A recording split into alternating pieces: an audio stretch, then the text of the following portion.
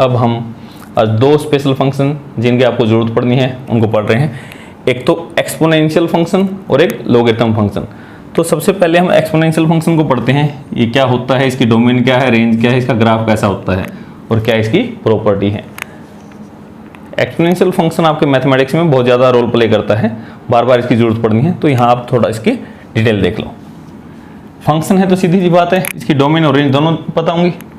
तो मैं यहाँ डायरेक्ट लिख देता हूँ एफ, मान लो कोई फंक्शन है। डोमेन क्या है, ऐसे रियल नंबर जिसके लिए डिफाइंड हो। ये प्रत्येक रियल नंबर के लिए डिफाइंड होता है, तो इसलिए पूरा आर। और यहाँ मैं, ये तो डोमेन थी आपकी, यहाँ पे कोडोमेन की वजह से सीधी रेंज लिख रहा हूँ। एक एफ रियल फंक्शन है, रियल नंबर से पॉजिटिव रियल नंबर तक। ये इसकी क्या है, मैंने साफ साफ बता दी। यहाँ तो जो भी लिखते हैं ये क्या लिखते हैं, डोमेन, और जो यहाँ लिखते हैं वैसे तो लिखते हैं कोडोमेन, बट मैंने यहाँ पे क्या लिख दी, रेंज, ताकि आप इसी को याद कर लो।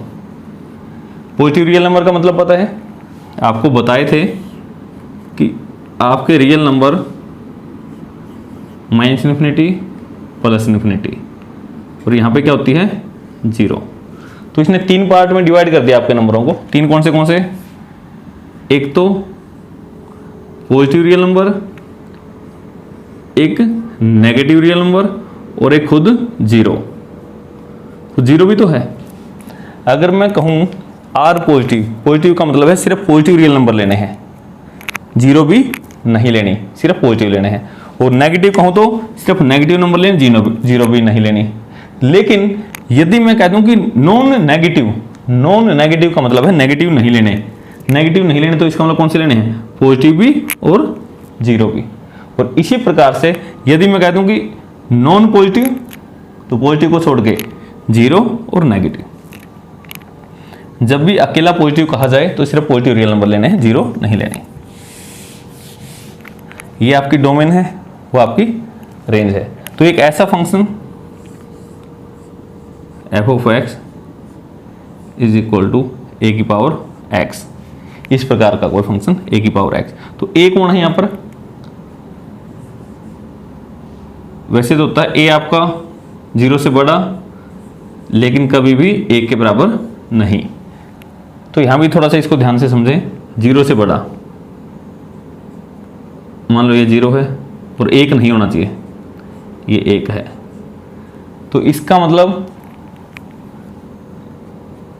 बेस जो a था वो क्या हो सकता है, या तो 0 से 1 के बीच में होगा या फिर 1 से बड़ा होगा, या तो 0 से 1 के बीच में होगा या 1 से बड़ा होगा। जब 0 से 1 के बीच का हम बेस लेते हैं तब तो इस फंक्शन का बिहेवियर थोड़ा सा अलग होता है, और जब 1 से बड़ा है तो अलग है। और हमारा जो एक्सपोनेंशियल फंक्शन है जब हम पढ़ेंगे e की पावर में, और e की वैल्यू 1 से बड़ी होती है, तो इसलिए मैं सिर्फ यहां आपको ये करवा रहा हूं, जो बेस है ग्रेटर देन 1। बता तो मैंने दिया कि जो बेस है आपका 1 से छोटा भी हो सकता है, 0 से 1 के बीच में भी, लेकिन हम ले रहे हैं 1 से बड़ा। क्या बोलते हैं इसको, बेस। कौन है बेस यहां पर, ए, एफ ऑफ एक्स ए की पावर एक्स। यदि एक ऐसा कोई फंक्शन है तो वो फंक्शन क्या कहलाता है आपका, एक्सपोनेंशियल फंक्शन। और ए की वैल्यू आपकी क्या हो सकती है, 1 से बड़ी कोई भी रियल नंबर हो सकता है, 2, 3, 4, 5, 6, 7, 8, कुछ भी। अब यहाँ जैसे ये एक्सपोनेंशियल फंक्शन मैंने बताया कि इसका बेस a है और a की वैल्यू 1 से बड़ी है, तो 1 से बड़ा जो इसका रहेगा बेस। इस फंक्शन में यदि मैं बेस स्पेशली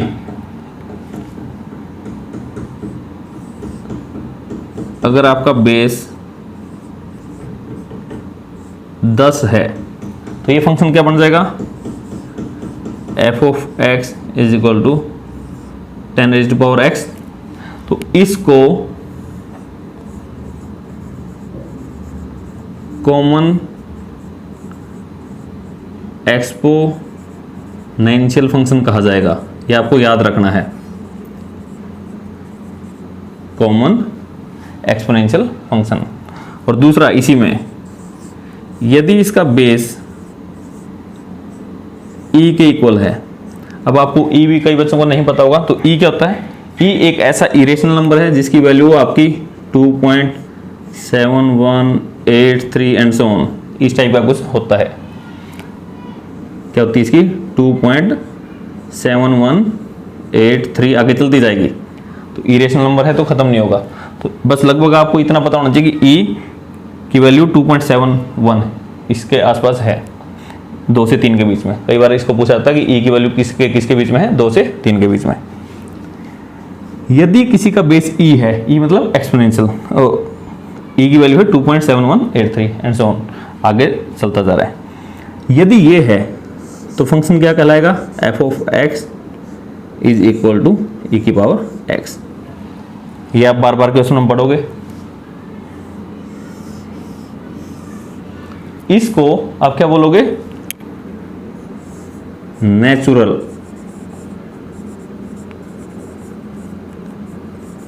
एक्सपोनेंशियल फंक्शन।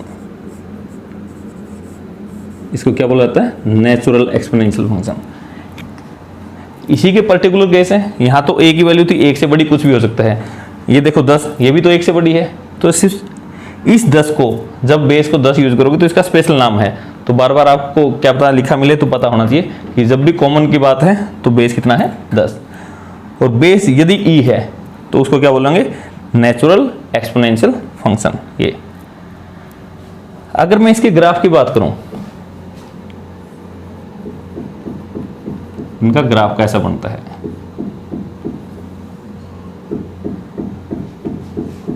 थोड़ा सा आपको अंदाजा हो, सिर्फ इतना काफी है। ये आपकी एक्स एक्सिस है, ये आपकी वाई एक्सिस है। डोमेन क्या थी, पूरा रियल नंबर, पूरे रियल नंबर के लिए डिफाइंड है। बट रेंज क्या थी, जो इसके आंसर आएंगे वो क्या आएंगे, पॉजिटिव आएंगे। तो इसका इस टाइप से कुछ ग्राफ बनता है, इस टाइप में कोई ग्राफ बनेगा आपका। और ये एक पॉइंट जहां से होकर गुजरेंगे जो स्पेशल है, ये पॉइंट क्या होगा, 0,1। अरे x की वैल्यू 0 यहां पे रख के तो देखो, x की वैल्यू 0, a की पावर 0 कितना होता है, 1। तो इस पॉइंट से होकर जरूर जाएंगे। अगर मैं इसका ग्राफ बनाऊं, इसका बनाऊं, सारे के सारे इसी शेप के बनेंगे। सिर्फ फर्क कितना रहेगा, कोई यहां से थोड़ा सा नीचे से जाएगा और थोड़ा इधर ऊपर जाएंगे। तो ऐसे ही कुछ बनेंगे, कोई ऐसा बन जाएगा, कोई ऐसा, बट सबकी शेप इसी टाइप की रहेगी। ठीक है, तो बेस के हिसाब से जितना बड़ा बेस होगा उतना इसके नजदीक लगता जाएगा। तो बस आपको रफ आइडिया से आपके माइंड में होगी, इस टाइप के आपके एक्सपोनेंशियल फंक्शन रहेंगे और इस पॉइंट से होकर जरूर गुजरेंगे। ठीक है, और यहां इसको कभी भी टच नहीं करेंगे। अप्रोच आपको लगता रहेगा कि जितना भी छोटा जाएगा इसके नजदीक जाएगा, बट इसको कभी टच नहीं करेंगे। ठीक है, और बेस आपको मैंने बताया कि हर क्वेश्चन में हम क्या ले रहे हैं, बेस 1 से बड़ा। तो इसकी कुछ प्रॉपर्टीज हैं, शकल से ही पता चल रहा है कि जैसे जैसे आप x को बढ़ा रहे हो, जैसे जैसे आप राइटवर्ड जा रहे हो, वैसे वैसे फंक्शन क्या जा रहा है, अपवर्ड जा रहा है। x बढ़ रहा है, y भी बढ़ रहा है। तो इसको हम क्या कह सकते हैं, ये फंक्शन कैसा है, इंक्रीजिंग है। इसको याद ही रख लें, क्या पता आगे काम आ जाए। एक्सपोनेंशियल फंक्शन, चाहे वो नेचुरल एक्सपोनेंशियल फंक्शन हो, चाहे कॉमन हो, अरे जिसका बेस 1 से बड़ा है, ये आप ध्यान रखना, बेस 1 से छोटा अगर होता वो डिक्रीजिंग होता, उसको हम बाद में बात करेंगे। अगर बेस 1 से बड़ा है तो ये फंक्शन कैसा है, इंक्रीजिंग फंक्शन, और इसका ऐसा ग्राफ बनेगा। यहां आपको क्या क्या याद करना था, डोमेन, रेंज, ये डोमेन है इसकी, ये रेंज है। बेस 1 से बड़ा है तो ये आपको जो जो इसकी जरूरी चीजें थी वो मैंने लिखवा दी। अब और देखें, और करेगा भी, क्योंकि ये फंक्शन आपका 1 भी है और ऑन टू भी है। वहां तक मुझे जाने की आवश्यकता है नहीं अभी। लोगरिथम फंक्शन एक नया फंक्शन है। यदि f आपका कोई फंक्शन है जिसकी डोमेन r पॉजिटिव और रेंज पूरा रियल नंबर, ये क्या है, इसकी डोमेन है, और ये क्या है, इसकी कोडोमेन नहीं लिखी मैंने, यहां पे डायरेक्टली क्या लिख दी, रेंज। ठीक है, और इसको डिफाइन ऐसे किया जाएगा, f of x is equal to log of x, जिसका यहां पर हम लिख रखा है बेस a, और a should be greater than 1। अरे सेम वही काम है, बेस वही, 1 से बड़ा, 0 से बड़ा भी हो सकता था बट 1 के बराबर नहीं, 0 से 1 के बीच का, उसकी हम बात ही नहीं करें, सिर्फ हम बात करें जब 1 से बड़ा हो, तो बेस 1 से बड़ा हो। तो ये फंक्शन उस फंक्शन का जो आपका एक्सपोनेंशियल था उसका एग्जैक्टली क्या है, उसका इनवर्स है, इनवर्स फंक्शन है। ठीक है, f of x is equal to log of x a. तो ये किस किस के लिए डिफाइंड है, पॉजिटिव रियल नंबर है। पॉजिटिव में आपको पता है 0 आएगी या नहीं आएगी, 0 नहीं आती, तो इसलिए log of 0, log 0 not defined, तो log 0 नहीं निकलेगा। और स्पेशली यहां पे यदि इसका बेस 10 होता तो इसको मैं क्या लिखता, f of x is equal to log of x जिसका बेस 10 है, is known as common logarithm. आप इसका यूज कई बार फिजिक्स में और केमिस्ट्री में भी यूज करते हो, कॉमन लोगरिथम। तो कॉमन लोगरिथम होता है जब जिसका बेस 10 हो, और यदि आपका बेस किसके इक्वल हो, e। ये आपको अभी मैंने बताया था, एक ऐसा नंबर था, एक ऐसा इरेशनल नंबर जिसकी वैल्यू 2 और 3 के बीच में है, f of x log x base e। तो इसका स्पेशल क्या नाम है, नेचुरल लोगरिथम। ये मैं दोनों नाम इसलिए लिखवा रहा हूं क्योंकि दोनों की यहां भी इनको आपको बार बार जरूरत पड़ सकती है। और हाँ, इसकी एक शॉर्ट नोटेशन भी होती है नेचुरल लॉग की, ऐसे लिखा जाता है ln सिर्फ, और कई बार ऐसे लिखा जाता है सिर्फ log x। जब बेस डिफाइंड ना हो तो आप अपने दिमाग में आपके सेट रखें कि जब आपको बेस नहीं दे रखा तो इसका मतलब बेस क्या था, e था। सिर्फ ऐसा भी लिखा जाता है, ऐसा केमिस्ट्री में आप यूज करते हो। ये हो गया आपका लोगरिथम फंक्शन। इसका ग्राफ कैसा रहेगा,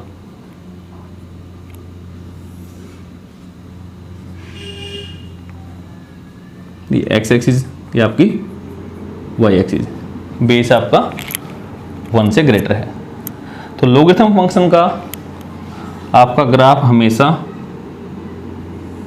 कुछ इस टाइप का रहता है, क्योंकि डोमेन क्या थी, पॉजिटिव रियल नंबर, तो सिर्फ पॉजिटिव रियल नंबर तरफ के डिफाइंड है, और रेंज क्या थी, पूरे के पूरे रियल नंबर। तो वाई एक्सिस बेस की वैल्यू कुछ भी आ सकती है। तो ये इस पॉइंट में से होकर हमेशा गुजरेगा, और this point is known as 1,0। वो 0,1 से जा रहा था, ये 1,0। दैट मीन्स एक्स की वैल्यू क्या रखूं, 1। तो यहाँ पे एक्स की वैल्यू 1 हो तो log 1, तो वैल्यू क्या आएगी, 0। ये यहाँ भी फिर वही बेस पे डिपेंड करता है, बेस a है, a की वैल्यू 1 2 3, तो सारे के सारे कैसे बनेंगे, इसी टाइप के बनेंगे, इसी पॉइंट से होकर जाएंगे। ठीक है, इसकी कुछ प्रॉपर्टी है, मैं यहाँ लिख देता हूँ जिसको आपको नोट करना है, क्वेश्चन में यूज करेंगे। पहली, कई बार बच्चे log 0 की वैल्यू भी कुछ भी लिख देते हैं, log 0 इज नॉट डिफाइंड। ये मैं इसलिए लिख रहा हूँ, वैसे तो डोमेन में ही नहीं है, बट इसको आप गलत करते हो इसलिए लिख दिया मैंने, log 0 is not defined. Second, log 1 की वैल्यू 0। थर्ड वन, कुछ प्रॉपर्टी है log की, और जब मैं बेस नहीं लिख रहा तो आपको मैंने बताया कि इसका मतलब बेस क्या था, e था, और बार बार आपको लिखना नहीं है, आपको डायरेक्टली ऐसे ही दे रखे हैं। ऐसे ही देने का मतलब था, इसकी बात कर रहे हैं हम। ये बहुत ज़्यादा क्वेश्चनों में सबसे ज़्यादा यूज होंगे तीनों प्रॉपर्टी। log m की पावर n, यदि यहाँ पे log m उसकी पावर n है तो ये किसके बराबर होता है, n log m। Fourth, log m into n, यहाँ एक तो m की पावर n था तब तो ऐसे खुल गया, log m इंटू n गुणा में है तो क्या होगा, log m plus log n। ये नोट करनी है आपको सारी की सारी, ये आपके क्वेश्चन में यूज होंगे।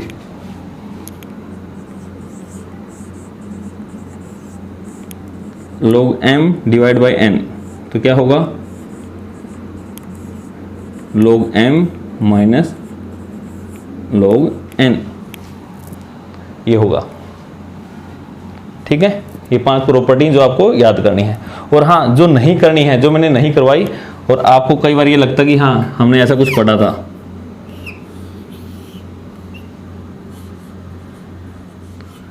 log m प्लस n या log m माइनस n, ऐसा कभी भी दे रखा हो तो उसको आपको ओपन नहीं करना। ऐसा मैंने कोई फार्मूला आपको नहीं लिखवाया, क्योंकि log m n दोनों ही गुणा है तब लिखवाया है और डिवाइड करके तब करवाया है। तो प्लस में दे रखा हो या माइनस में, तो इसके लिए कोई फार्मूला मैंने नहीं लिखवाया है, तो इसको मत खोलना कभी भी। और एक और, हाँ, एक छठी प्रॉपर्टी और यहाँ पे लिख लो, e की पावर log x किसके इक्वल होते हैं, x के। e की पावर log x ये किसके बराबर होता है, e और log x एक दूसरे के इनवर्स हैं, आपस में कैंसिल आउट हो जाएंगे, सिर्फ x आ जाएगा। और हाँ, ये सिर्फ तब पॉसिबल है जब आपकी x क्या हो, 0 से बड़ी हो, क्योंकि log की डोमेन तो 0 से बड़ी होगी तभी तो डिफाइंड है। तो ये आपकी 6 प्रॉपर्टी आपके माइंड में अपने सेट कर लो, और ये वो सेट कर लो जो आपको नहीं करना है। यदि हम इन दोनों ग्राफ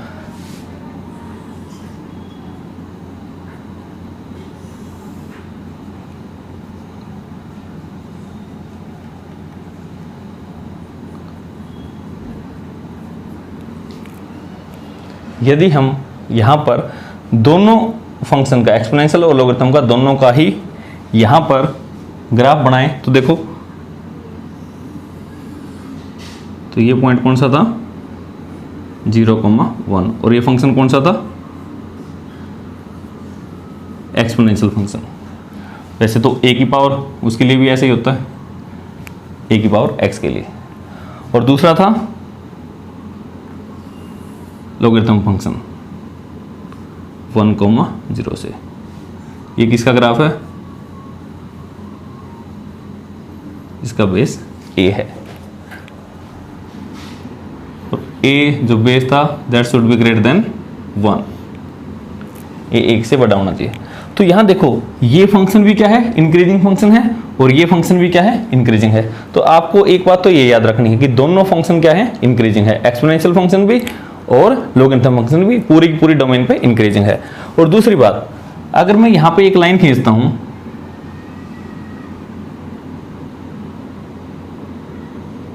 इस टाइप में,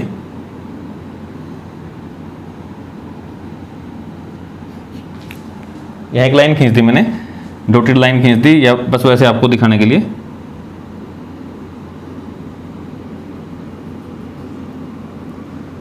और यदि इस लाइन की इक्वेशन आपको मैं बताऊं तो ये क्या बनेगी, y इक्वल टू एक्स, यही तो लाइन है। इस लाइन के हिसाब से आप देखो, इस फंक्शन की ये क्या बन रही है, इमेज बन रही है। अगर मैं यहाँ पे मिरर रखूं तो इसकी ये इमेज है और इसकी ये इमेज है, तो दोनों एक दूसरे की क्या है, इमेज।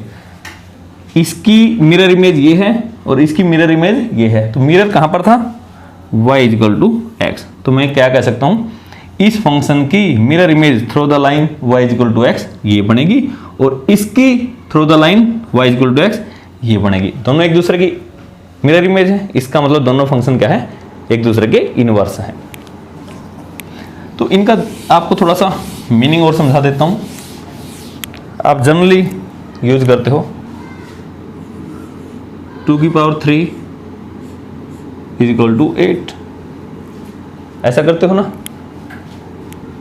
एक्चुअल में ये आपकी एक्सपोनेंशियल फॉर्म है। अब इसी को अगर मैं दूसरी फॉर्म में लिखूं तो क्या बनेगा, ये क्या होता है यहाँ पे, ये कौन है, 2, जिसकी भी पावर दे रखी है, इसको क्या बोलते हैं, बेस। क्या बोलते हैं इसको, बेस। तो ये क्या हो जाएगा, log ऑफ 8, जिसका बेस कितना है, बेस यहाँ लिखा था, बेस 2 किसके इक्वल आएगा, 3। अगर मैं आपको ये कहूँ कि इसका मीनिंग यही है तो ये एग्जैक्टली सेम है, ये और ये दोनों एक ही बात है। आप इससे तो बहुत ज़्यादा फैमिलियर हो, ये उसी का दूसरा रूप है लॉगरिथम के। ये बेस है, इसकी पावर ये है, ये आंसर आया। तो दैट मीन्स इसका लॉग अगर ये बेस रखें तो इसके इक्वल आएगा। अगर मैं एक और चेंज करके देखूं,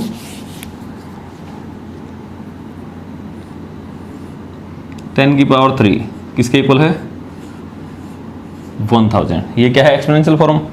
अगर मुझे इसको लॉगरिथम फॉर्म में चेंज करना है तो क्या बनेगा ये लॉग इसका 1000 का बेस कितना है 10 है तो किसके इक्वल आएगा 3 के इक्वल आएगा। तो ये और ये दोनों इक्विवेलेंट फॉर्म है, दोनों एक ही बात है। इससे आप फैमिलियर हो तो ये भी आपकी